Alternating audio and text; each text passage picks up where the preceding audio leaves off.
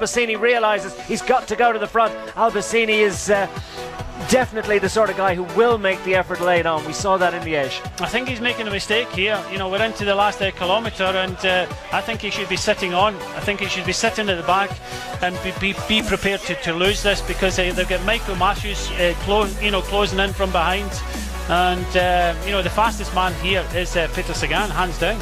Well, as Peter Sagan is on the front, he's going to lead them. We're inside the final kilometre. Is this group going to knit up? There's nothing between them. They can't afford to throttle back for one single moment. And it's not a particularly technical finish. There's a few winds and twists and turns, but for a small group, not really a major issue as they make their way into Rheinfelden. The group behind, chasing hard. Yeah, it's Lotto Soudal now taking over. Jürgen Rollins in the yellow jersey coming up very quickly. You got to remember, two riders in this front group are 7 and 10 seconds off that overall lead. He's just at the front of the peloton in the left-hand side, inside the last 500 metres. Inside the last 500, three up front. Will they contest the victory? It's going to be nip and tuck. There's nothing between them. Going for the big long one. Michael Albacini, the local man's going to lead it out. Peter Sagan has done so much work. Has he got enough to get in touch? As Sylvain Dillier finds that he's struggling to get on turns inside the last 50 metres, and Sagan goes the left-hand side of picture. No one's going to stop Sagan. Sagan takes two in a row. Dillier and Albacini there as well, as it looked as if Stibar might have left the group in behind. Road to try and see if they've still got Mark Cavendish in position. He's still down there. Sagan is down to the right, but it's now Tinkoff trying to bring the train through for the man in the white jersey on the right. We went through so quickly there, Phil. We are now inside of the final kilometre. There is Peter Sagan. Look at the way he moves through the main field. Open the door, please. I'm coming by. And in fact, Tom Boonen is moving right towards the front. He's right in front of Peter Sagan. Ishachev moves off in the red jersey on the left, the last delivery man for Christoph as he tries to get through on the inside. And Peter Sagan's still an awful lot of work to do, but he's trying to go through up on the outside there to follow Dimension Data to the line. He is actually surfing, but on the left of the road now, that's Brian Cockar who's moving up on the left of our picture. Now the break by Christoph on the right, Groenewagen in the centre, and what an acceleration by the Dutchman here. Is he going to take it all the way to line? Out to whip it is trying to challenge as they creep up towards that. Sagan is coming. What a sprint. Peter Sagan has got it. Unbelievable. You do not win a World Championships by mistake.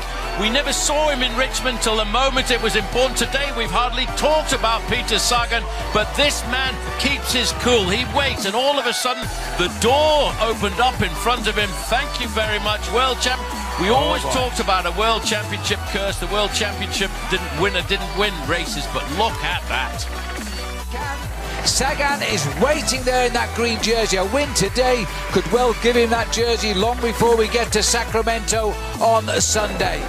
Well, you've got to take your hat off to Mr. Sammy Sanchez, Olympic gold medalist, but again, more attacks. Nobody's going to lay down here and allow BMC to dominate. They're quite happy to go out on the attack again and again. And Sagan is covering all of the moves in the green jersey.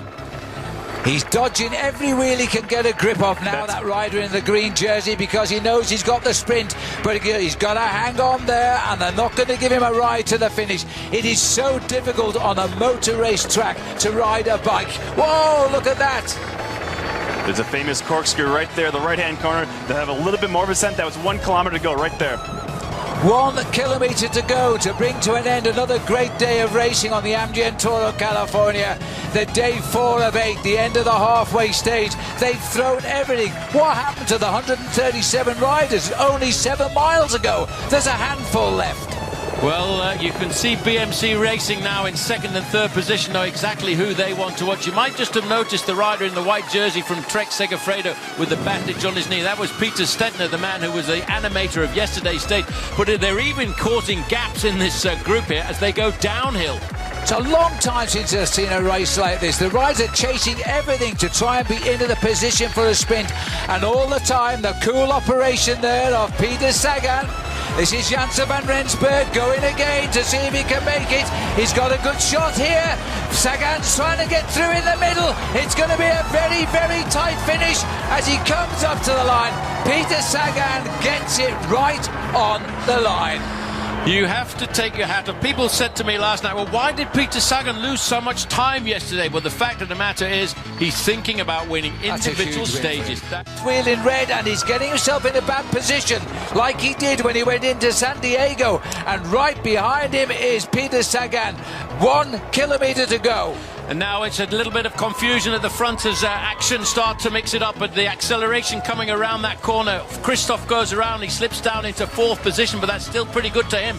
Nobody wants to come off his wheel, but Peter Sagan is just locked right in there in 5th position, and they're now into the finishing straight and beginning to wind it up to top speed. There's a lot of guys here. Theo Gegenhardt looking around to see who's going to try and take up the running here. Didn't want to buy Quee where he is. They're keeping Christoph's powder dry at the moment. He's now into 2nd wheel here. Peter Sagan is 3rd. Van Poppel is 4th. It looks as though we've also got Dylan Groenewegen is also up there in the sprint. They can now see the finish. It's the last desperate move by the lead-out men of Team Katusha. Now Christoph breaks. He sees the finish, grits his teeth. Is he going to make it right this time? Because he's quick. Sagan is challenging him. Peter Sagan comes to the line. He gets 2nd. Christoph wins. Van Poppel 3rd. Groenewegen 4th. My goodness me. How did Peter Sagan find that sprint anyway? But Christoph this time got it right. Well, he's... Orica Greenedge go for the line. They've got Matthews in perfect position, but being stalked by Peter Sagan as they come through the final couple of turns. They pick up the cameras with 500 metres to go, and Michael Matthews in perfect position, but so too is Peter Sagan. Who's going to fire first? Cavaria is there, and has Jürgen Roland's made a split here? That could be very significant. I think he could well have done. Who is this on the front as the Orica Greenedge into the final 300 metres? Going for the line. Here comes Sagan. He fires first. Matthews is blocked out, and Sagan has the advantage. Cavaria tries to get around the world champion, but surely it's Sagan to the line. Peter Sagan gets his hands up. Nobody's going to stop the world champion. It's a 12th stage victory for him as he holds them off all the way to the line. Riders, was it Stuyven? Perhaps looked like he had a bit of a problem, and wonderful job being done by the yellow jerseys. He's managing to stay in position and on the wheel of the Elix Quick-Step riders as they make their left-hander well inside the final 2 kilometres now. The lead-out riders being jettisoned. They're going to leave it up to them inside the final knockings of this stage. Very little time to move up now, and Stuyven is in a very good position. He's keeping Gaviria out into the wind, so just behind Gaviria, he's pushing and shoving, trying to get on the wheel of Ricchesi, but Sagan is there and just moving up his Orica Greenedge. Everybody knows that they have to come into town. A pushing and shoving from Sagan and Stuyven, very important for Ricchesi to gain control of the front now. Inside the final 300 metres, who's going to make it into this final turn? Will they be able to launch? It looks like Elix Quick-Step or Quick-Step, but trying to dive bomb down the inside. He hasn't quite made it. Will they all get through this final turn? Van Poppel, his problems nice is to stay upright, but going for the win. No one is going to stop. This Gaviria getting the victory. Ricchesi gets the victory. A wonderful 1-2 success for Elix Quick-Step as Ricchesi manages to hang on ahead of his teammate, and Peter Sagan couldn't quite get into that final turn. Well, we said. Et regardez, voilà, à l'instant même, il aura fait 182 km d'échappée à 4, à 3. Le final, tout seul, qui lui est presque fatal, pas encore tout à fait rejoint. Alors que le combatif sera bien sûr demain avec le dossard rouge, mais ça va être une maigre consolation. Ce sera bien sûr, j'espère, Stuyven, le coureur belge, qui, regardez, est à l'instant même absorbé, il résiste, il tient encore, mais son rêve va s'envoler à 500 mètres. Il lui a manqué 500 mètres, 400 mètres, et Kreuziger qui tente d'emmener Peter Sagan, Greg Van Avermaet dans sa roue, Julien Alaphilippe à droite de la route, Alejandro Valverde, Christopher Froome est là aussi. C'est Kreuziger qui travaille pour le champion du monde, Peter Sagan.